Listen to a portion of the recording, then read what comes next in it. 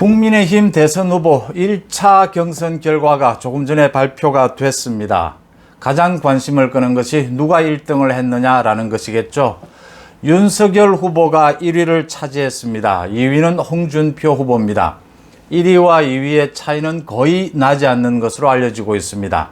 순위와 득표율은 공개하지 않겠다 해서 현재까지 알려지고 있지 않지만 제가 취재한 결과 1위는 윤석열, 2위는 홍준표, 박빙의 차이다 이렇게 보입니다. 송은재 TV 시작하겠습니다. 아직 구독자가 아니신 분이 계시면 빨간색 버튼, 구독 버튼을 눌러주시면 저에게 큰 힘이 되겠습니다.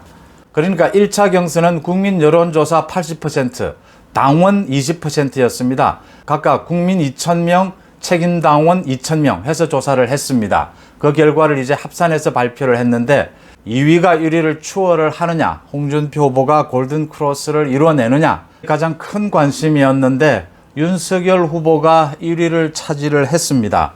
박빙의 차이로 홍준표 후보가 2위였습니다. 먼저 경선을 통과한 사람부터 말씀을 드리면 안상수, 원희룡, 유승민, 윤석열, 최재형, 하태경, 홍준표, 황교안까지 8명은 1차 경선을 통과했습니다. 박진, 장기표, 장성민 후보는 탈락했습니다. 11명 가운데 3명이 탈락하고 8명이 1차 경선을 통과했습니다. 그동안 여론조사 결과 그 흐름은 그대로 이번 경선 결과에도 이어졌습니다. 국민 여론조사에서는 홍준표 후보가 굉장히 많이 앞선 것으로 알려지고 있습니다. 하지만 당원, 책임당원들에 대한 조사에서는 압도적으로 윤석열 후보가 앞서면서 순위를 완전히 뒤집었다. 윤석열 후보가 1위를 차지하는 데는 성공했다. 이런 결과로 나타났습니다. 홍준표 후보의 최근 들어서 이 무서운 상승세, 그게 이번 1차 경선 결과까지 나타날 것이냐, 이 부분이 가장 관심을 끌었는데 최근에 불거진 정치 공작, 이 정치 공작으로 인해서 당원들이 윤석열 후보 쪽으로 더 똘똘 뭉쳤다. 윤석열 후보 지지로 더 똘똘 뭉치는 결과가 왔다. 이래서 윤석열이 당원들의 지지로 홍준표 후보를 2위로 밀어내고 1위를 차지하는 데는 성공했다.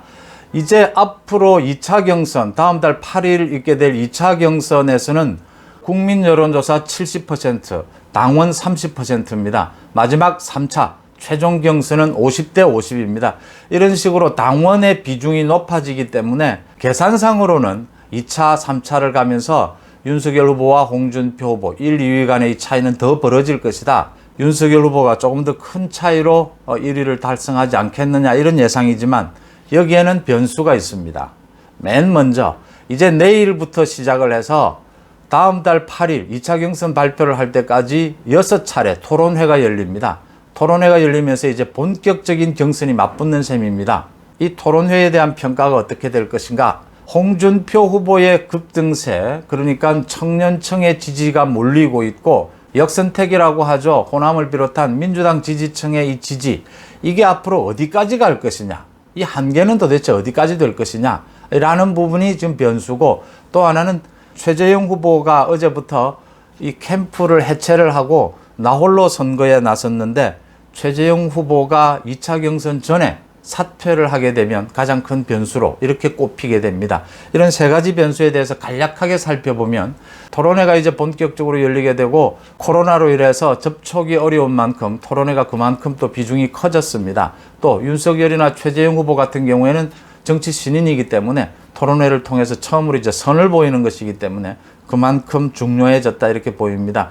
윤석열과 홍준표의 대결, 홍준표는 오랜 논객이죠. 윤석열 후보 같은 경우에는 처음으로 이제 정치에 등장하는 것인데 윤석열의 신선미, 홍준표의 노련미, 이것이 어떻게 유권자들에게 받아들여질 것인가 하는 부분을 유심히 봐야 될 것 같습니다.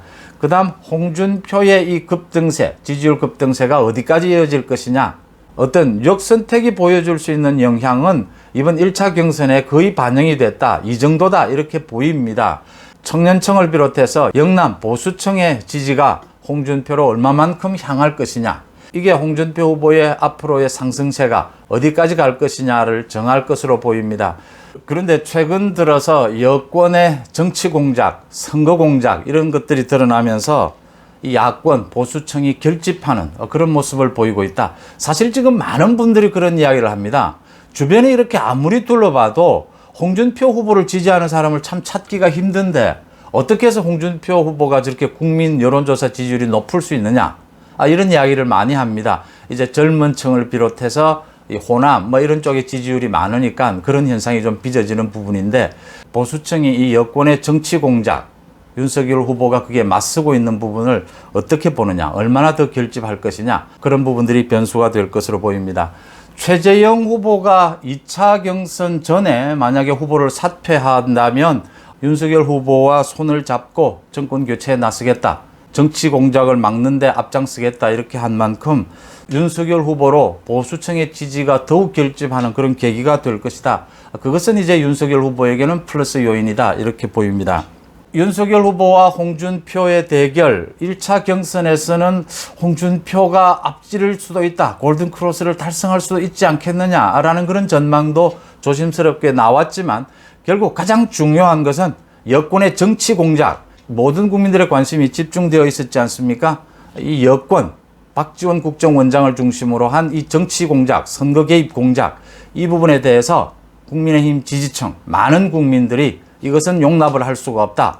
윤석열 지지로 결집을 하면서 국민 여론조사에서는 홍준표가 월등히 앞섰지만 당원 여론조사에서 압도적으로 윤석열이 앞서면서 박빙이긴 하지만 윤석열 후보가 1위를 차지해서 앞으로 계속 1위를 유지해가는 그런 모양새는 계속될 것으로 보인다 이런 점입니다. 자세한 득표율과 순위는 제 경험에 의하면 조금 시간이 지나면 모두 드러날 것으로 보입니다.